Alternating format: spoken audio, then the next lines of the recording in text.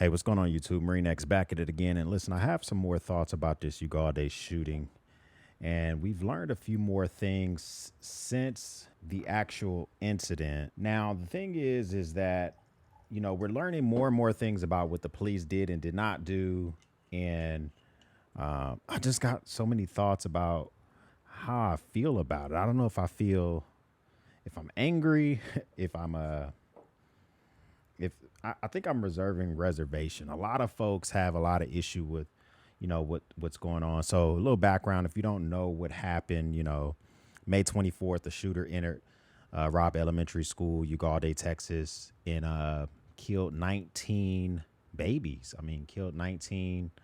I think they were all fourth graders. Today, parents started burying their kids, and it's crazy because a lot of parents don't have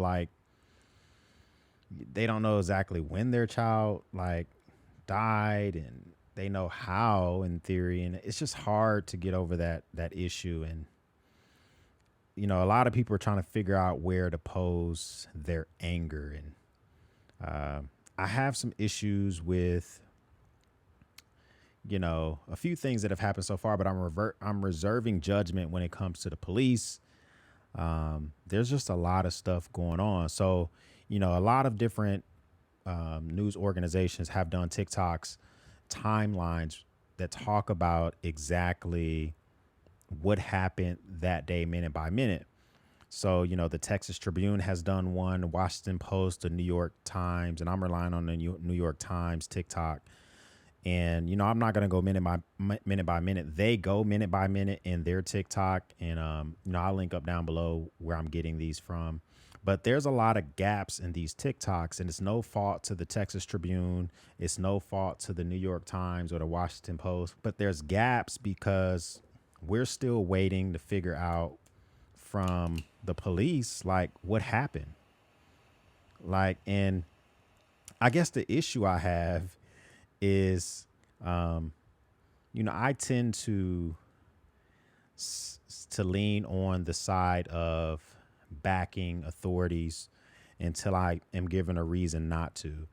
2 years ago, people were very upset with the George Floyd murder because they said police were overly aggressive. The year before that, people were upset with the Amber Geiger situation for going in and murdering someone going in someone else's apartment and murdering someone, both of them John, and he was, in his own apartment. And now those same people are upset because the police wasn't aggressive enough in this situation. Now, they may be right, but I feel like some of those folks might be jumping the gun.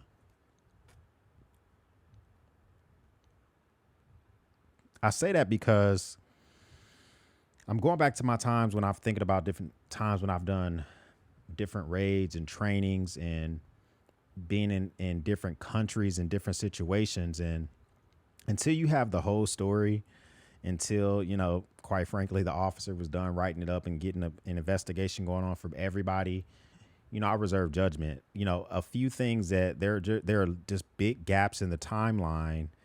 11:33, the gunman enters the school, going all the way, to 11:57. It had been 24 minutes since the gunman entered the school. A lot of things happened in that time frame, all the way until I'm scrolling down here. The 12:51, the little girl was still on the phone with 911, and at that point, the police were in the room with the children. So it's it's a big gap of time where we don't know what happened and why those things happened. And I keep hearing the same thing, that there was 19 children killed and there was 19 officers in the hallway and they didn't do anything. And sometimes in an emergency situation, you go with the leadership. And I want to know what was leadership's decision during this time frame.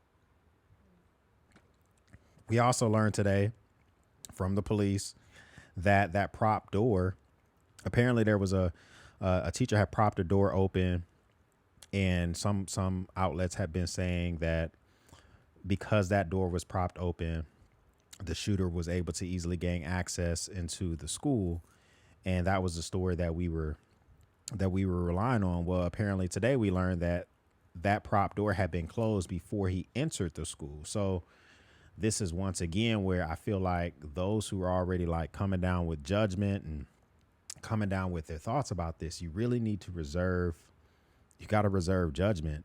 You know, this situation happened on May 24th. Since May 24th, there have been 18 more mass shootings. And mass shootings in America is defined as shooting that involves four or more people getting injured, not four more people dying. So, you know, we've had mass shootings since then all over the country. And I'm getting this from gunviolencearchive.org. And, you know, we have places in Philadelphia, in Michigan, Alabama, Tennessee, Colorado, Florida, California, Illinois, Texas, Houston, Arizona, California, Oklahoma, Nevada, Pennsylvania. I mean, it's all over the place. None of these made the news, quite frankly, because you already know they weren't salacious enough. But I think that, you know, we need to have like a better picture of what's going on in this situation altogether. I guess I say all this to say this. I'm not ready to judge the actions of the police yet. I'm definitely ready to judge the actions of the shooter, total dirtbag who, and this is just my opinion, you know, the Buffalo shooting was done by an 18-year-old, what, less than 10 days before that. I believe, you know, these young boys, they kind of get beer muscles, right? For lack of a better term, when something happens very close and then all of a sudden he carried out the thoughts that he had in his head. And there's so many different things that could be done to stop these future situations. But if we're not going to actually like use what we have in place, then what sense does it make? For instance, I live in Texas. In Texas, it is a felony to torture, kill, maim animals. A lot of people reported that they saw the shooter torturing and killing allegedly animals. And, you know, that is something that, in my opinion, if I see that, you should be reporting, right? Because that puts people on people's radar. And sometimes, you know, you do ignore certain things. For instance, I live next to a park. The other day I saw some, you know, like a 14-year-old sticking stickers on the park and drawing in gray Sharpie. That's not a red flag for me, right? But if that same 13, 14-year-old kid was in the woods next to the park maiming some animal, that's normally, and especially if I knew who the kid was, that's definitely something that I want to identify and try to figure out, you know, where's all this coming from. Another thing is, you know, I personally have a teenager. I have a tween, and I have two younger kids as well. And parenting does have a little bit to do with it. It's not the end all solution, but I just can't imagine a day I have no clue what's going on in my daughter's computer, her cell phone, you know, and stuff like that. Now, I know he was being raised by his grandma. When you're being raised by your grandma, I know my grandma, she's not that technology savvy, right? So she may not be able to completely go through all my devices and phones and understand the things I've been getting into. But that's another thing. You got to be able to identify red flags with that as well. To all those who are already judging the police and their actions, I just say that right now I'm leaning 70-30, where I'm 70% ready to judge some of the police actions. I feel like as a law enforcement officer in an active shooter situation, your job is to put yourself in the shooter's attention, you know what I'm saying? And possibly lay down your life drawing the line of fire so that you possibly can stop the bleeding and provide aid to those who are already wounded. Because you got to think about it, at the end of the day, the folks that you're going to save are defenseless. So if it takes you to rack and stack and enter a room drawing fire, that's something that you should do. But we don't know the full timeline yet. We do know, at least some alleged reports are that some of the police officers that were there were gathering their own kids and taking them out to school. They were stopping like fathers from entering the school. I'm not ready to judge that stuff either, because I'm trying to imagine if I showed up to the scene as a police officer. I know my child is in the school, and I know leadership has given us orders to stand fast. But I also can see like that's the window where my kid is at. I think I would probably take that disciplinary action to grab my kid out of that window. Also, I'm trying to imagine if there's a bunch of fathers showing up wanting to enter the school to help their kids, like, would that cause a chaotic situation where we don't know who the good guys and the bad guys are? If you're already in the school and all of a sudden random men are entering the school, is this becoming a coordinated attack? So I get that, right? So if they were restraining dads and pepper spraying them allegedly, that might be excessive, but I get the fact they don't want them entering the school. But I tell you, it would have been hard as hell to keep me out that goddamn school if my daughters or sons were in there.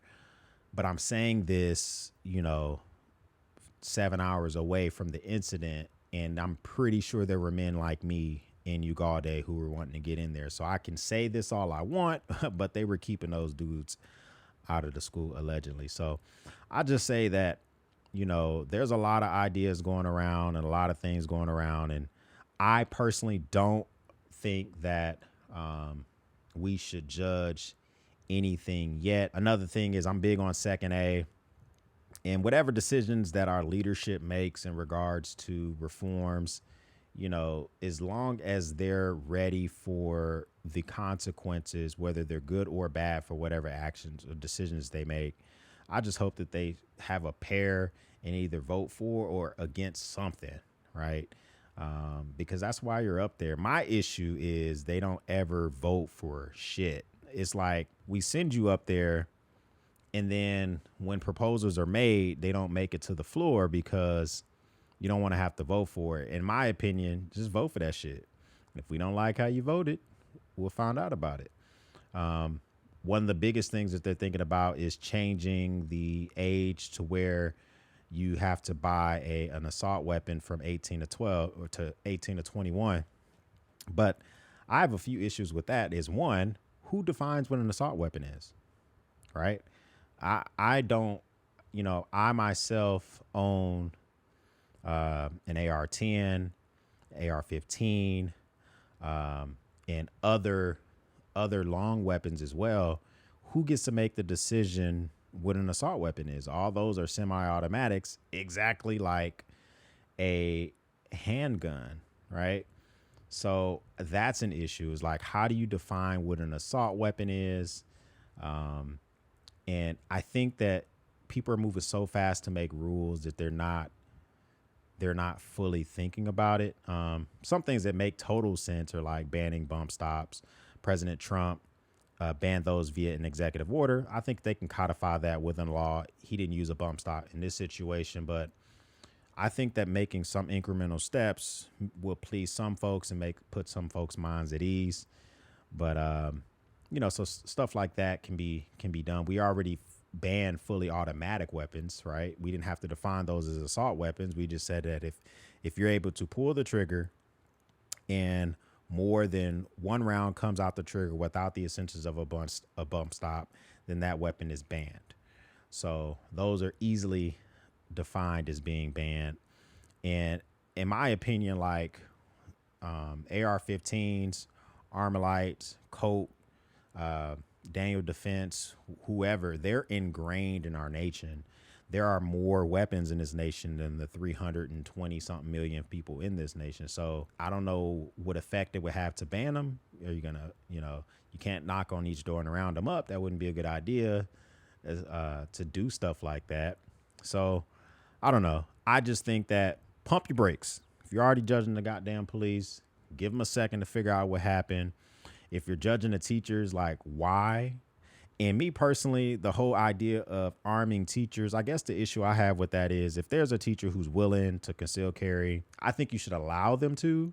I don't think you should force arm them. But if a teacher wants to carry, then so be it. But I just can't imagine my third grade teacher, as sweet as she was, packing heat. Right? I just can't imagine it. I don't know. And my last thought I would say is I can't understand why, I went to inner city schools growing up. I'm from East Cleveland, Ohio. I lived there until I was 10. And then I moved to Dallas and I went to Dallas ISD schools. And we personally didn't have these incidents, but it was just a different type of culture in our schools. Like, for instance, we enter school, we went through metal detectors. For a couple of years, we had to have clear backpacks and they stopped doing that. We had to tuck our shirts in. It was a lot of small, inky dinky rules, but we had to do that stuff. We had several resource officers who, in my opinion, resource officers there to do a couple of things. One, to guard the school, but to really make connections with students so that if you were to put literally the face of every, ninth, 10th, 11th grader on a screen, the resource officer should be able to say, I have a connection with him, with her, with him, with her. And if they don't have a connection with somebody, we need to figure out, is that person just a loner, stuff like that. And then at the end of the day, a resource officer is there to lay down their life to protect students. We just never had those issues. And it's proven that, in over 90% of cases, school shootings are conducted by someone who went to the school. Now, this case was not so. And, it's an odd thing, but it's same thing with workplace shootings, right? It's usually somebody who worked there, was recently fired, whatever the case may be. So there's so many like things that we could do. And if we are going to go the mental health route, I say we need to invest in mental health stuff, like a crisis team.